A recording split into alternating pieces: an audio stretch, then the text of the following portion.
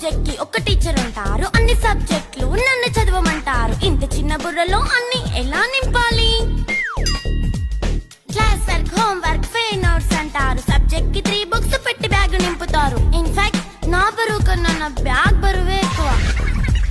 క్వశ్చన్లు, ఆన్సర్లు, సర్ప్రైజ్ టెస్టులు తమ్మి దాటుకొని మళ్ళీ స్కూల్ వాన్ ఎక్కేసి అమ్మయ్య ఇక ఇంటికి వచ్చేసామనుకుంటే మార్క్స్ తక్కువ వస్తే చెయ్యాలి అసైన్మెంట్. రిపోర్ట్ కార్డ్ చూపిస్తే ఇంట్లో ఉన్న పనిష్మెంట్. హోమ్ వర్క్ చేయమంటూ మమ్మీ చంపుతుంటుంది. ట్యూషన్ టైం అయిందని డాడీ తరుముతుంటాడు. డాన్స్ క్లాస్ కి వెళ్ళమని తాతయ్య తిడతాడు. స్నాక్స్ తిని వెళ్ళమని నాన్నమ్మ ఆపుతుంది. ఇక అన్నీ అయిపోయాక కాసేపు టీవీ చూద్దామంటే మమ్మీ ఎంట్రీ ఇచ్చింది. బెడ్ యొక్క మంది చిన్న నాప్ తీసేలోపు తెల్లారిపోయింది.